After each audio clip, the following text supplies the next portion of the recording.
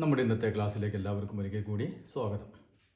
നാം ഇന്ന് നമ്മുടെ 12ാമത്തെ ചാപ്റ്റർ അഥവാ പ്രിസംസ് സ്തംഭങ്ങൾ എന്ന പാഠമാണ് ഇന്ന് പഠിക്കാൻ പോകുന്നത്. നാം 6ാം ക്ലാസ്സിലെ 7ാം ക്ലാസ്സിലെ മറ്റോ ഈ റെക്ടാംഗുലർ ബോക്സ് അതായത് ചതുരക്കട്ടകളെ കുറിച്ച് കുറച്ചൊക്കെ പഠിച്ചിട്ടുണ്ട് അല്ലേ? അപ്പോൾ ഇതുമായി ബന്ധപ്പെട്ട കൂടുതൽ കാര്യങ്ങളാണ് നാം ഈ ചാപ്റ്ററിൽ പഠിക്കാൻ പോകുന്നത്. അപ്പോൾ ഈ ചാപ്റ്റർ എന്ന് പറഞ്ഞാൽ വളരെ പ്രധാനപ്പെട്ട ഒരു ചാപ്റ്ററാണ്. കാരണം പരീക്ഷയ്ക്ക് കൂടുതൽ മാർക്കിന് ചോദ്യങ്ങൾ ഈ ചാപ്റ്ററിൽ നിന്ന് നമുക്ക് വരും. ഇപ്പം നമ്മൾ ഈ മാത്സിൽ മൾട്ടിപ്ലിക്കേഷൻ ടേബിളൊക്കെ നന്നായി പഠിക്കും അല്ലേ? ബൈ ഹാർട്ട് പഠിക്കണം. അതുപോലെ തന്നെ ചില ഇക്വേഷൻസ് A+B² അല്ലെങ്കിൽ A-B² അല്ലെങ്കിൽ A+B ഇതൊക്കെ നമ്മൾ എന്ത് ചെയ്യണം? നമ്മൾ കാണാതെ തന്നെ പഠിക്കേണ്ട ഇക്വേഷനാണ്.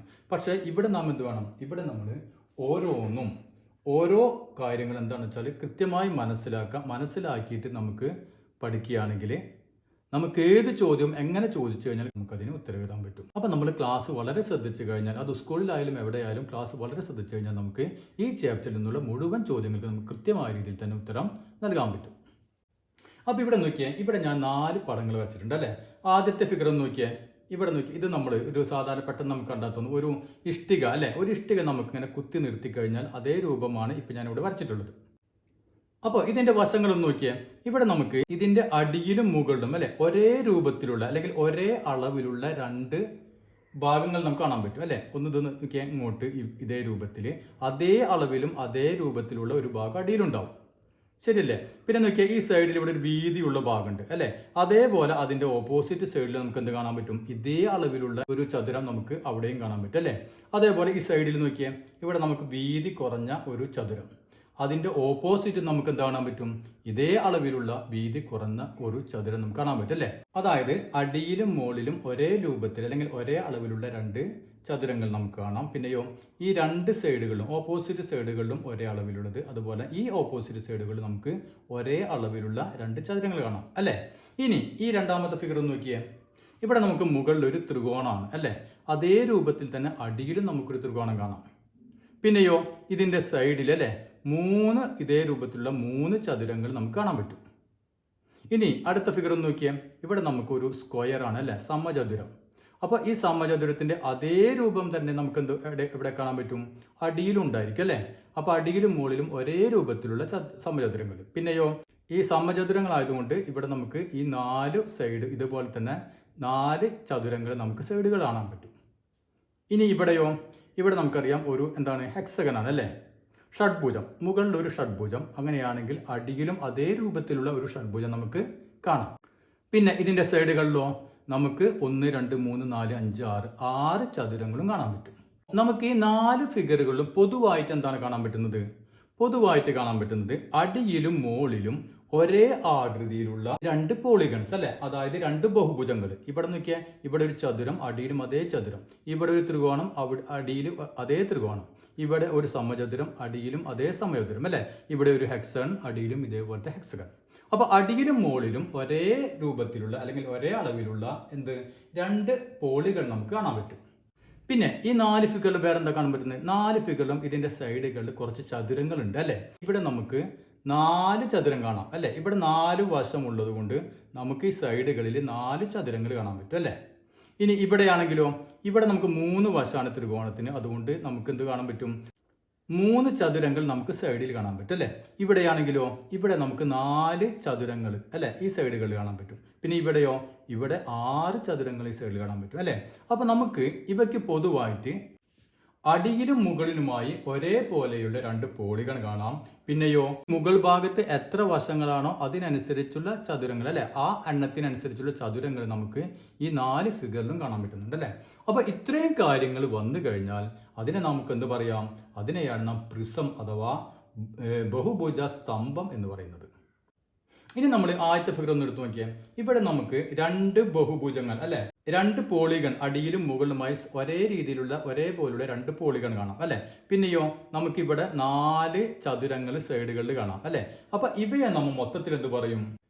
ഈ പ്രിസത്തിന്റെ അതായത് ഈ സ്തംഭത്തിന്റെ ഫേസുകൾ എന്നാണ് പറയുക. ഫേസ് എന്ന് പറയും, അതായത് മുഖങ്ങൾ എന്ന് പറയും. അപ്പൊ ഇവിടെ അടിയിലും മുകളിലും ഒരേപോലത്തെ മുഖം, പിന്നെ നമുക്ക് സൈഡുകളിൽ 4 മുഖങ്ങൾ അല്ലെ? അപ്പൊ ഇതിന് നമ്മൾ എന്ത് പറയും? മൊത്തത്തിൽ ഇതിന്റെ ഈ പ്രിസത്തിന്റെ ഫേസസ് അതായത് മുഖങ്ങൾ എന്ന് പറയും. ഇനി നമുക്ക് ഈ അടിയിലും മുകളിലും ഒരേപോലെയുള്ള മുഖങ്ങളാണ് അല്ലേ, ഈ 4 ഫിഗറിൽ നോക്കിയാൽ അടിയിലും മുകളിലും ഒരേപോലെയുള്ള മുഖങ്ങളാണ്. അപ്പോൾ അവയെ നാം പ്രത്യേകമായിട്ട് പറയും ബേസസ് എന്ന് പറയും. ബേസസ്,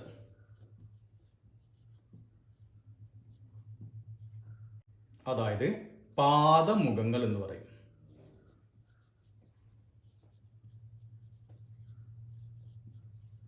അപ്പൊ ക്ലിയർ ആയില്ലേ?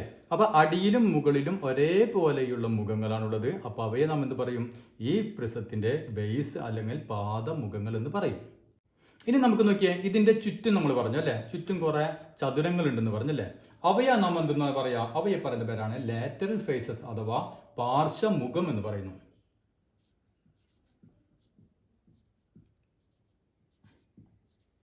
Lateral faces, പാർശ്വമുഖങ്ങൾ.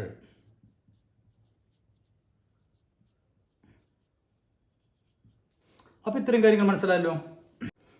ഇനി നാം മുമ്പേ പറഞ്ഞല്ലേ, ഇതിന്റെ ആകൃതിക്കനുസരിച്ചാണ്, അതായത് ബേസിന്റെ ആകൃതിക്കനുസരിച്ചായിരിക്കും ഇവിടെ എന്തിന്റെ എണ്ണം? ലാറ്ററൽ ഫേസസ് അതായത് പാർശ്വമുഖങ്ങളുടെ എണ്ണം. അപ്പൊ ഇവിടെ നോക്കിയാൽ 4 സൈഡുകൾ ഉണ്ട് അല്ലേ. അപ്പൊ ഇവിടെ എത്ര ലാറ്ററൽ ഫേസസ് ഉണ്ടായിരിക്കും? 4 ലാറ്ററൽ ഫേസസ്. ഇവിടെ 3 വക്കുകളാണുള്ളത് അല്ലേ. അപ്പൊ ഇവിടെ 3 ലാറ്ററൽ ഫേസസ്, ഇവിടെ 4, അപ്പൊ ഇവിടെ 4 ലാറ്ററൽ ഫേസസ്, ഇവിടെ 6, അപ്പൊ ഇവിടെ എത്ര പാർശ്വവശങ്ങൾ ഉണ്ടായിരിക്കും? പാർശ്വമുഖങ്ങൾ ഉണ്ടായിരിക്കും? 6 പാർശ്വമുഖങ്ങൾ ഉണ്ടായിരിക്കും. ഇനി നാം പ്രിസത്തിന് എങ്ങനെയാണ് പേര് കൊടുക്കുക? ഇത് നമുക്കറിയാം, പല രൂപത്തിലുള്ള പ്രിസങ്ങളാണ് അല്ലെ. അപ്പൊ ഇതിന് പേര് നമ്മൾ കൊടുക്കുക എങ്ങനെയാണ്? ഈ പാദമുഖത്തിന്റെ അതായത് ബേസിന്റെ ആകൃതിക്ക് അനുസരിച്ചാണ് നാം ഓരോന്നിനും പേര് കൊടുക്കുക. അപ്പൊ ബേസിന്റെ ആകൃതി ത്രികോണാണെങ്കിൽ നാം എന്ത് പറയും? ട്രയാങ്കുലർ പ്രിസം, അതായത് ത്രികോണ സ്തംഭം എന്ന് പറയും. ഇനി അത് ചതുരാണെങ്കിലോ റെക്ടാങ്കുലർ പ്രിസം എന്ന് പറയും. മനസ്സിലായല്ലോ? അപ്പൊ ഇതിന്റെ ബേസിന്റെ ആകൃതിക്ക് അനുസരിച്ചാണ് നാം എന്ത് കൊടുക്കുക? ഇതിന് പേരുകൾ കൊടുക്കുക. ഇനി നമ്മൾ ഈ പ്രിസത്തിനൊന്ന് തിരിച്ചു വെച്ച് വിചാരിക്കുക, ഒന്നിങ്ങനെ മറിച്ചിട്ട്. ഇപ്പൊ ഉദാഹരണത്തിന് ഇപ്പൊ ഈ പ്രിസത്തിന് ഇപ്പൊ ഇഷ്ടിക കഷ്ണം എന്ന് വിചാരിച്ചോ, ഇഷ്ടിക ഞാനിങ്ങനെ മറിച്ചിട്ടു. അപ്പൊ എന്തായിരിക്കും ഷേപ്പ് വരാം? ഏറെക്കുറെ നമുക്ക് നോക്കിയാൽ ഈ ഷേപ്പ് ആയിരിക്കും വരാം അല്ലേ. ഈ ഷേപ്പ് നമുക്ക് കിട്ടി, ഇങ്ങനെ വന്നു അല്ലേ. ഇത് ഞാനിങ്ങനെ മറിച്ചിട്ട് ഇങ്ങനെ വന്നു. ഇതാണ് ഇപ്പോഴത്തെ നമ്മുടെ എന്ത് വരുന്നത്? ബേസ് ആയിട്ട് വരുന്നത് അല്ലെ, മുകളിലുള്ള വശം ഇത് അല്ലേ. അപ്പൊ ഇതേപോലത്തെ ഒരു വശം നമ്മുടെ അടിയിലുണ്ടായിരിക്കും, ശരിയല്ലേ. ഇനി ഇതാ ലാറ്ററൽ ഫേസസ് നോക്കിയേ, പാർശ്വമുഖങ്ങൾ 1, 2, ഇപ്പുറത്തൊരെണ്ണം അപ്പുറത്തൊരെണ്ണം അല്ലേ. അപ്പൊ 4 പാർശ്വമുഖങ്ങൾ ഇതിനുണ്ട്. അപ്പൊ നമുക്കിവിടെ ഒരു റെക്ടാങ്കിൾ പ്രിസത്തിന്റെ ഏത് മുഖത്തെയും അല്ലെങ്കിൽ ഏത് ഫേസിനെയും നമുക്ക് എന്തായിട്ട് എടുക്കാൻ പറ്റും? ബേസ് ആയിട്ട് എടുക്കാൻ പറ്റും. ക്ലിയർ ആയില്ലേ? അപ്പൊ ഇവിടെ നോക്കിയാൽ ഇത് നമുക്ക് ബേസ് ആയിട്ട് എടുക്കാം. അപ്പൊ ഇതേ രൂപത്തിലുള്ള ആകൃതിയുള്ള ഒരെണ്ണം അടിയിലുണ്ട് അല്ലേ. പിന്നെ നമുക്കിവിടെ 4 എന്ത് വരുന്നുണ്ട്? സൈഡുകളിൽ എന്ത് വരുന്നുണ്ട്? ലാറ്ററൽ ഫേസസും വരുന്നുണ്ട് അല്ലേ. അതേസമയം ഇത് തിരിച്ചിടാണെങ്കിലോ ഇവിടെ നമുക്ക് ഒരേപോലെയുള്ള അടിയിലും മുകളിലും കിട്ടുമോ? കിട്ടില്ല അല്ലേ. ഇനി ഒരു ഹെക്സഗൺ അല്ലേ, ഇത് നമ്മൾ തിരിച്ചിടാണെങ്കിലോ നമുക്ക് അടിയിലും മുകളിലും ഒരേ ഷേപ്പ് കിട്ടുമോ? അടിയിലും മുകളിലും ഒരേ ഷേപ്പ് കിട്ടും അല്ലേ. പക്ഷെ നമുക്ക് വശങ്ങളിലോ സൈഡുകളിൽ എന്തായിരിക്കും? സൈഡുകൾ നമുക്ക് എല്ലാം എന്തായിരിക്കില്ല? ചതുരത്തിന്റെ ആകൃതിയിലായിരിക്കില്ല അല്ലേ, അതായത് റെക്ടാങ്കിളിന്റെ ആകൃതിയിലായിരിക്കില്ല. കാരണം എന്താ? ഒരു സൈഡ് എങ്ങനെ വരും? ഇവിടെ ഹെക്സഗൺ ആയിട്ട് വരും അല്ലേ, ഇങ്ങനെ ഇതിനെ മറിച്ചിട്ട് കഴിഞ്ഞാൽ. അപ്പൊ നമുക്ക് ഇവിടെ ഒരു റെക്ടാങ്കിൾ പ്രിസത്തെ മാത്രം എന്ത് ചെയ്യാൻ പറ്റും? ഏത് മുഖത്തെയും നമുക്ക് എന്താക്കി എടുക്കാൻ പറ്റും? ബേസ് ആയിട്ട് എടുക്കാൻ പറ്റും. അപ്പൊ അത് ക്ലിയർ ആയില്ലേ? ഇനി നമുക്ക് നമ്മുടെ ആദ്യത്തെ പ്രിസത്തിലേക്ക് ഒന്ന് പോവാം. അപ്പൊ ഇതിന്റെ നോക്കിയേ, ഇതിന്റെ ബേസ് ആണ് അല്ലെ, നമുക്കറിയാം ബേസ്. ഈ ബേസിന്റെ ഈ നീളം ഒരു 3 സെന്റിമീറ്റർ ആണെന്ന് വിചാരിക്കാം. ഇത് 3 സെന്റിമീറ്റർ. ഇതിന്റെ ഈ വീതി ഒരു 2 സെന്റിമീറ്റർ. ഇനി ഇതിന്റെ ഈ ഹൈറ്റ് ഒരു 5 സെന്റിമീറ്റർ ആണെന്ന് വിചാരിക്കാം. അപ്പോൾ ഇതിന്റെ വോള്യം അല്ലെങ്കിൽ വ്യാപ്തം നമ്മൾ എങ്ങനെ കാണാം? നമുക്കറിയാം നീളം ഇൻറ്റു വീതി ഇൻറ്റു ഉയരമാണ് വ്യാപ്തം അല്ലേ. അതായത് വോള്യം എന്ന് പറഞ്ഞാൽ വ്യാപ്തം ഈക്വൽ ടു നീളം ഇൻറ്റു വീതി ഇൻറ്റു ഉയരം അല്ലേ. അപ്പോൾ ഇവിടെ എത്ര വരും? 3 ഇൻറ്റു 2 ഇൻറ്റു 5 അല്ലേ. അപ്പോൾ 3 ഇൻറ്റു 2 6, 6 ഇൻറ്റു 5 30. അപ്പോൾ നമുക്കിവിടെ വോളിയം എന്ത് പറയും നമ്മൾ? സെൻറ്റിമീറ്റർ ക്യൂബ് എന്ന് പറയും, അല്ലെങ്കിൽ ക്യൂബിക് സെൻറ്റിമീറ്റർ അല്ലേ. അപ്പോൾ നമുക്കിതിൻ്റെ വോളിയം കിട്ടി 30 ക്യൂബിക് സെൻറ്റിമീറ്റർ. ഇനി നമ്മൾ ഇവിടെ ഒന്ന് പരിശോധിച്ച് നോക്കിയേ, 3 ഇൻറ്റു 2 ഇൻറ്റു 5 അല്ലേ. ഇവിടെ നോക്കിയേ 3 ഇൻറ്റു 2, ഈ 3 ഇൻറ്റു 2 എന്ന് പറഞ്ഞാൽ എന്താണ്? 3 × 2 അല്ലേ? അതായത് ഈ മുകളിലുള്ള ഈ വശം, അതായത് ബേസിൻ്റെ നീളം ഇൻറ്റു വീതി. ക്ലിയർ ആയില്ലേ? അപ്പം ബേസിൻ്റെ നീളം ഇൻറ്റു വീതിയാണ് 3 × 2. അപ്പോൾ നമുക്കറിയാം ഇതൊരു ചതുരാണ്. അപ്പോൾ ചതുരത്തിൻ്റെ നീളം ഇൻറ്റു വീതിയാണ് ഇവിടെ വരുന്നത് അല്ലേ? അപ്പോൾ നമുക്ക് ഈ 3 × 2 പകരം എന്ത് എഴുതാം? ഈ ബേസിൻ്റെ ഏരിയ ആണ് അല്ലേ? 3 × 2 എന്ന് പറഞ്ഞാൽ ഏരിയ ആണ്. അപ്പോൾ നമുക്കിവിടെ ബേസിൻ്റെ ഏരിയ 3 × 2 ഇൻറ്റു 5 എന്ന് പറഞ്ഞാൽ എന്താണ്? ഇതിൻ്റെ ഹൈറ്റ് അല്ലേ? 5 എന്ന് പറഞ്ഞാൽ ഹൈറ്റ്. അപ്പോൾ ഇൻറ്റു h. അപ്പോൾ നമുക്കിവിടെ ഈ പ്രിസത്തിൻ്റെ വോളിയം വ്യാപ്തം എന്ത് കിട്ടി? 3 × 2 × 5, അതായത് ബേസിൻ്റെ ഏരിയ. ബേസിൻ്റെ ഏരിയയെ നാം എന്തുകൊണ്ട് ഗുണിച്ചു? h കൊണ്ട് ഗുണിച്ചു അല്ലേ? അപ്പോൾ നമുക്ക് ഇതിൻ്റെ ഇക്വേഷൻ കിട്ടി. വോളിയം ഈസ് ഈക്വൽ ടു, അതായത് ഒരു പ്രിസത്തിൻ്റെ വോളിയം നമ്മൾ എങ്ങനെയാണ് കാണുക? വ്യാപ്തം എങ്ങനെയാണ് കാണുക? ബേസിൻ്റെ ഏരിയയെ ഹൈറ്റ് കൊണ്ട് ഗുണിച്ചു കഴിഞ്ഞാൽ നമുക്ക് ഇതിൻ്റെ വോളിയം കിട്ടി. വളരെ പ്രധാനപ്പെട്ട ഒരു ഇക്വേഷനാണിത്.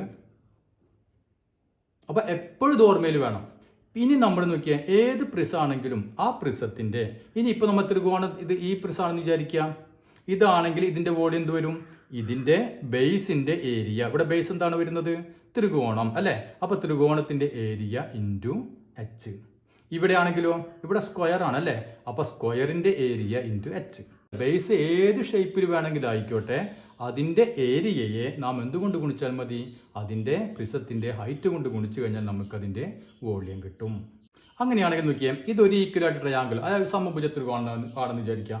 ഇതിൻ്റെ ഒരു വശത്തിൻ്റെ നീളം 4 സെൻറ്റിമീറ്റർ ആണെന്ന് വിചാരിക്കാം. ഇതിൻ്റെ ഹൈറ്റ് നമുക്ക് വന്നിട്ടുണ്ട് ഒരു 10 സെൻറ്റിമീറ്റർ. അങ്ങനെയാണെങ്കിൽ ഇതിൻ്റെ വോളിയം നമ്മൾ എങ്ങനെ കാണും? വോളിയം കാണാൻ വേറെ ഒന്നും ആലോചിക്കേണ്ട. Volume is equal to base area into height അല്ലേ? ഇവിടെ ബേസ് ഏരിയ എന്ന് പറയുന്നത് എന്താണ്? ഇത് സമഭുജ ത്രികോണമാണ് അല്ലേ? 3 വശങ്ങൾ ഈക്വലാണ്. അപ്പോൾ ഇതിൻ്റെ ഏരിയ ഇൻറ്റു h, ഹൈറ്റ്. അപ്പോൾ സമഭുജ ത്രികോണത്തിൻ്റെ ബേസ് ഏരിയ എങ്ങനെ കാണാം? നമുക്കറിയാം √3/4 a² അല്ലേ? ഇതാണ് ഇതിൻ്റെ area, base area into height h equal to √3/4 into a, ഒരു വശത്തിൻ്റെ നീളം 4² ഇൻറ്റു h എത്രയാണ്? 10. അപ്പോൾ നമുക്ക് ഈ 4ഉം ഈ 4ൻ്റെ സ്ക്വയറും ക്യാൻസൽ ചെയ്ത് പോയി. ബാക്കി എത്ര വരും? 40√3 ക്യൂബിക് സെൻറ്റിമീറ്റർ. അപ്പം നമുക്ക് ഇതുമായി ബന്ധപ്പെട്ട പേജ് നമ്പർ 200-ൽ കുറച്ച് ചോദ്യങ്ങളുണ്ട്, അത് നമുക്ക് ചെയ്ത് നോക്കാം. അപ്പോൾ നമ്മൾ ഒന്നാമത്തെ ചോദ്യം എന്താണ്? The base of a prism is an equilateral triangle of perimeter 18 centimeters and its height is 5 centimeters. Calculate its volume. അതായത് നമുക്കിവിടെ ഒരു സമഭുജ ത്രികോണം പറഞ്ഞിട്ടുണ്ട് അല്ലെ? സമഭുജ ത്രികോണ സ്തംഭം. അതിന്റെ എന്ത് തന്നിട്ടുണ്ട്? ബേസിന്റെ പെരിമീറ്റർ അല്ലെ? പാദത്തിന്റെ ചുറ്റളവ് തന്നിട്ടുണ്ട്. നമുക്ക് എത്രയാണ്? 18 സെന്റിമീറ്റർ. ഈ പാദത്തിന്റെ ചുറ്റളവാണ് നമുക്ക് തന്നിട്ടുള്ളത് 18 സെന്റിമീറ്റർ. പിന്നെ നമുക്ക് എന്ത് തന്നിട്ടുണ്ട്? അതിന്റെ ഹൈറ്റ് തന്നിട്ടുണ്ട് അല്ലെ? ഹൈറ്റ് തന്നിട്ടുണ്ട് എത്രയാണ്? 5 സെന്റിമീറ്റർ. അപ്പോൾ ഹൈറ്റ് 5 സെന്റിമീറ്റർ, ഇതിന്റെ ചുറ്റളവ് 18 സെന്റിമീറ്റർ. അങ്ങനെയാണെങ്കിൽ അതിന്റെ വോള്യം, അതിന്റെ വ്യാപ്തം എത്രയാണ് എന്നാണ് ചോദ്യം. അപ്പോൾ പ്രിസത്തിന്റെ വ്യാപ്തം ചോദിച്ചു കഴിഞ്ഞാൽ കണ്ണടച്ച് എഴുതാൻ എന്തെഴുതാം? വോളിയം, അതായത് വ്യാപ്തം is equal to base area into height. മനസ്സിലായോ? അപ്പോൾ വോളിയം ചോദിച്ചാൽ അപ്പം എഴുതാം എന്താണ്? Base area into height. ഇനി ഇതിന്റെ ബേസ് ഏത് രൂപത്തിലുള്ളതാണ്? ഒരു ത്രികോണാണ് അല്ലേ? അപ്പോൾ നമുക്ക് എന്ത് വരും? ഇവിടെ ബേസിന്റെ ഏരിയ എന്ന് പറയുമ്പോൾ ത്രികോണത്തിന്റെ, ഈ സമഭുജ ത്രികോണത്തിന്റെ ഏരിയ. അപ്പോൾ സമഭുജ ത്രികോണത്തിന്റെ ബേസിന്റെ ഏരിയ എന്താണ്? സമഭുജ ത്രികോണത്തിന്റെ ഏരിയ എന്താണ്? നമുക്കറിയാം √3/4 a² അല്ലേ? അപ്പോൾ √3/4 a² ഇൻറ്റു ഏത്? h. അപ്പോൾ ഇതിന്റെ ഷേപ്പ് എന്താണോ അതിനനുസരിച്ച് നമുക്ക് ഇക്വേഷൻ ഇവിടെ കൊടുക്കാം. ഇനി ഇവിടെ നമുക്ക് എന്തറിയണം? എ അറിയണം അല്ലേ? എ അറിയണം, എച്ച് അറിയണം. ഇവിടെ നമുക്ക് എച്ച് തന്നിട്ടുണ്ട്, എ തന്നിട്ടില്ല. അതിന്റെ പകരം തന്നിട്ടുണ്ട് പെരിമീറ്റർ ആണ് നമുക്ക് തന്നിട്ടുള്ളത്. അപ്പോൾ ഒരു സമഭുജ ത്രികോണത്തിന്റെ പെരിമീറ്റർ എങ്ങനെ കാണാം? പി ഈസ് ഈക്വൽ ടു, നമുക്കറിയാം 3 വശങ്ങളും കൂടി കൂട്ടുന്നതാണ് അതിന്റെ പെരിമീറ്റർ അല്ലേ? അപ്പോൾ പി ഈസ് ഈക്വൽ എത്രയാണ്? 18 സെന്റിമീറ്റർ. പെരിമീറ്റർ ചുറ്റളവ് ഈസ് ഈക്വൽ ടു 18 സെന്റിമീറ്റർ. അങ്ങനെയാണെങ്കിൽ ഒരു വശത്തിന്റെ നീളം എത്ര വരും? എ ഈസ് ഈക്വൽ ടു 18നെ 3 കൊണ്ട് ഡിവൈഡ് ചെയ്ത് കഴിഞ്ഞാൽ നമുക്ക് എന്ത് കിട്ടി? ഒരു വശത്തിന്റെ നീളം കിട്ടി അല്ലേ? അപ്പോൾ ഇവിടെ നമുക്ക് 6 സെന്റിമീറ്റർ. ഇനി എച്ച് നമുക്ക് തന്നിട്ടുള്ളല്ലോ, h is equal to 5 centimetre. ഇനി നമുക്ക് എന്ത് ചെയ്യാം, ഈ കേസിലേക്ക് ഇത് കൊടുത്താൽ മതി അല്ലേ. Volume is equal to √3/4 a square. A square എന്ന് പറഞ്ഞാൽ 6 സ്ക്വയർ ഇൻറ്റു എച്ച് 5. അതായത് √3/4 ഇൻറ്റു 6ൻ്റെ സ്ക്വയർ 36 ഇൻറ്റു 5 അല്ലേ. അപ്പോൾ 4 നമുക്ക് 34 ക്യാൻസൽ ചെയ്യാം. എത്ര പ്രാവശ്യം പോകും? 9 × 4 36. അപ്പോൾ നമുക്ക് ആൻസർ എത്ര കിട്ടി? 9 × 5 45. 45 √3 ക്യൂബിക് സെൻറ്റിമീറ്റർ. അപ്പോൾ എപ്പോഴും വോളിയം എഴുതുമ്പോൾ ക്യൂബിക് സെൻറ്റിമീറ്റർ cm ക്യൂബ്, മനസ്സിലായല്ലോ. അത് തെറ്റിക്കരുത്. ഏരിയ ആണെങ്കിൽ നമ്മൾ cm സ്ക്വയർ. അപ്പോൾ ഇത് എളുപ്പമല്ലേ. അപ്പോൾ നിങ്ങൾ ഇങ്ങനെ ചെയ്തിട്ടാൽ മതി. അതിൻ്റെ √3യുടെ വാല്യൂ ഒന്നും ഇട്ട് ചെയ്യേണ്ട. √3യുടെ വാല്യൂ കൊണ്ട് ഗുണിക്കുകയാണെങ്കിൽ 1.732 അല്ലേ. ഗുണിക്കുകയാണെങ്കിൽ നമുക്ക് 77.94 നമുക്ക് ആൻസറായിട്ട് കിട്ടുക. അപ്പോൾ അത് മനസ്സിലായില്ലേ. ഇനി നമുക്ക് രണ്ടാമത്തെ ചോദ്യം ചെയ്ത് നോക്കാം. ഇവിടെയും ഒരു ത്രികോണ സ്തംഭം അല്ലേ, അതായത് ട്രയാങ്കുലർ പ്രിസത്തിൻ്റെ കാര്യം തന്നെയാണ് പറയുന്നത്. അതിൻ്റെ ഈ ബേസിൻ്റെ വക്കുകളുടെ നീളം നമുക്ക് വന്നിട്ടുണ്ട് അല്ലേ. 13 സെൻറ്റിമീറ്റർ, 13 സെൻറ്റിമീറ്റർ, 14 സെൻറ്റിമീറ്റർ, 15 സെൻറ്റിമീറ്റർ. അപ്പോൾ ഈ രീതിയിലുള്ള ഒരു ത്രികോണം, ഇതാണ് അതിൻ്റെ ബേസ്. ഇനിയോ നമുക്ക് ഈ പ്രിസത്തിൻ്റെ ഹൈറ്റ് തന്നിട്ടുണ്ട്. എത്രയാണ്? 20 സെൻറ്റിമീറ്റർ. അപ്പോൾ 20 സെൻറ്റിമീറ്റർ ആണ് ഇതിൻ്റെ ഹൈറ്റ്. നാം ഇതിൻ്റെ വ്യാപ്തം കണ്ടുപിടിക്കണം അല്ലേ. വോളിയം നമ്മൾ കണ്ടുപിടിക്കണം. അപ്പോൾ നമ്മൾ മുമ്പ് പറഞ്ഞു, ഒരു വോളിയം ചോദിച്ചു കഴിഞ്ഞാൽ ഒന്നും മടിക്കേണ്ട, എഴുതാം, ഉടനടി എഴുതാം. വോളിയം ഈസ് ഈക്വൽ ടു പ്രിസത്തിൻ്റെ വോളിയം, വ്യാപ്തം ഈസ് ഈക്വൽ എന്താണ്? Base area into height. ആദ്യം അതങ്ങോട്ട് എഴുതി വെക്കാം. ഇനി ബേസ് അല്ലേ, ഇതിൻ്റെ പാദത്തിൻ്റെ ആകൃതി എന്താണ്? ത്രികോണാണ് അല്ലേ. അപ്പോൾ ഈ ത്രികോണത്തിൻ്റെ ഏരിയ ഇൻറ്റു ഹൈറ്റ് വരും. അപ്പോൾ ആദ്യം നമുക്ക് ഇതിൻ്റെ ബേസ് ഏരിയ എങ്ങനെ കണ്ടുപിടിക്കാൻ നോക്കാം. ആദ്യം ബേസ് ഏരിയ ഈക്വൽ ടു, അപ്പോൾ ഇവിടെ നോക്കിയാൽ, അപ്പോൾ ഈ ത്രികോണത്തിൻ്റെ 3 വശങ്ങൾ എന്താണ്? വ്യത്യസ്ത അളവുകളാണ് അല്ലേ. അപ്പോൾ അതിൻ്റെ ഇക്വേഷൻ എന്താണ്? അപ്പോൾ ഇതിൻ്റെ ഏരിയ കണ്ടുപിടിക്കാനുള്ള ഇക്വേഷൻ നമ്മൾ പഠിച്ചിട്ടുണ്ടല്ലോ. റൂട്ട് ഓഫ്, ഓർമ്മയില്ലേ? ഓർമ്മയില്ലാത്തവരൊക്കെ ഒന്ന് ഓർമ്മിക്കുക. Root of s into s minus a into s minus b into s minus c. ഇപ്പോൾ ഓർമ്മ വന്നു അല്ലേ. അപ്പോൾ ഇതാണ് ഇതിൻ്റെ ബേസ് ഏരിയ. അപ്പോൾ ത്രികോണത്തിൻ്റെ ഏരിയ കണ്ടുപിടിക്കാനുള്ള ഇക്വേഷൻ. ഇനി ഇവിടെ എന്താണ് എസ് എന്ന് പറഞ്ഞാൽ എന്താണ്? എസ് ഈസ് ഈക്വൽ ടു 3 വശങ്ങളും കൂടി കൂട്ടിയിട്ട് അതിനെ 2 കൊണ്ട് ഡിവൈഡ് ചെയ്യുക അല്ലേ. ഓർമ്മയില്ലേ? എസ് എന്ന് പറഞ്ഞാൽ A plus B plus C, A plus B plus C എന്ന് പറഞ്ഞാൽ 3 വശങ്ങൾ അല്ലേ, 3 വക്കുകൾ ബൈ 2. ഇതാണ് എസ്. അപ്പോൾ ഇവിടെ എന്ത് വരും? 13 പ്ലസ് 14 പ്ലസ് 15 ബൈ 2. അപ്പോൾ എത്ര വരും? 42 അല്ലേ. അപ്പോൾ 42 ബൈ 2 ഈക്വൽ ടു 21. അപ്പോൾ 21 സെൻറ്റിമീറ്റർ ആണ് എസ്. അപ്പോൾ ഇനി നമുക്ക് എസിൻ്റെ വാല്യൂ കിട്ടി അല്ലേ. ഇനി നമുക്ക് ബേസ് ഏരിയ കണ്ടുപിടിച്ചൂടെ. അപ്പോൾ base area equal to root of എസിൻ്റെ വാല്യൂ കിട്ടി നമുക്ക് 21 അല്ലേ. അപ്പോൾ 21 ഇൻറ്റു എസ് മൈനസ് എ അല്ലേ. അപ്പോൾ 21 മൈനസ് എ എത്രയാണ്? ഒരു വശം 13 into s minus b 21 minus അടുത്ത വശം 14 into s minus c 21 minus 15 equal to root of 21 into 21 minus 13 എത്രയാണ്? 8 അല്ലേ. അപ്പോൾ 21 ഇൻറ്റു 8 ഇൻറ്റു 21 മൈനസ് 14 എത്രയാണ്? 7 ഇൻറ്റു 21 മൈനസ് 15 6. മനസ്സിലായില്ലേ. അപ്പോൾ നമുക്ക് ഇങ്ങനെ കിട്ടി. ഇനി നമുക്ക് ഇവിടെ എന്ത് ചെയ്യണം? ഇവിടെ നമുക്ക് ഇതിൻ്റെ റൂട്ട് കാണാം അല്ലേ. അപ്പോൾ ഇതിന് എളുപ്പ വഴി എന്താണ്? നമുക്ക് ഓരോന്നിനെയും ഘടകങ്ങളാക്കാം. അതായത് 21 നമുക്ക് എന്ത് എഴുതാം? 7 × 3 അല്ലേ. 7 × 3 ആണ് 21. അപ്പോൾ 21 നമ്മൾ 7 × 3 എന്ന് എഴുതി. ഇൻറ്റു 8 നമുക്ക് എന്ത് എഴുതാം? 4 × 2 അല്ലേ. അപ്പോൾ 4 × 2 8. ഇനി 7 നമുക്ക് 7 തന്നെ എഴുതാൻ പറ്റുള്ളൂ അല്ലേ, വേറെ ഒന്നും പിടിച്ചൊന്നുമില്ല. 7 ഇൻറ്റു 6 നമുക്ക് എന്ത് എഴുതാം? 3 × 2 അല്ലേ. അപ്പോൾ 3 × 2. അതല്ലെങ്കിൽ നമ്മൾ എന്ത് ചെയ്യണം? ഇതിനെ എല്ലാത്തിനും കൂടി ഗുണിച്ചിട്ട് നമുക്ക് അതിൻ്റെ റൂട്ട് കണ്ടുപിടിക്കണം. അതിനെ എളുപ്പം നമുക്ക് ഇങ്ങനെ ചെയ്താൽ നമുക്ക് എളുപ്പത്തിൽ റൂട്ട് കണ്ടുപിടിക്കാൻ പറ്റും അല്ലേ. സീക്വൽ ടു നോക്കിയാൽ ഇനി നമുക്ക് നോക്കിയാൽ ഇവിടെ ഈ ഉള്ളതിൽ നിന്ന് നമുക്ക് ഓരോന്നിനെ പുറത്തേക്ക് എടുക്കാം. അപ്പോൾ ഇവിടെ 7 നോക്കിയാൽ 7 1 2 അല്ലേ 2 7 ഉണ്ട്. അപ്പോൾ നമ്മൾ ഒരു 7നെ പുറത്തേക്ക് എടുത്തു ഇൻറ്റു ഇനി നോക്കിയാൽ 3 ഇവിടെ ഒരു 3 ഉണ്ട് ഇവിടെ ഒരു 3 ഉണ്ട്. അപ്പോൾ ഒരു 3നെ പുറത്തേക്ക് എടുത്തു ഇൻറ്റു ഇവിടെ ഒരു 4 ഉണ്ട്.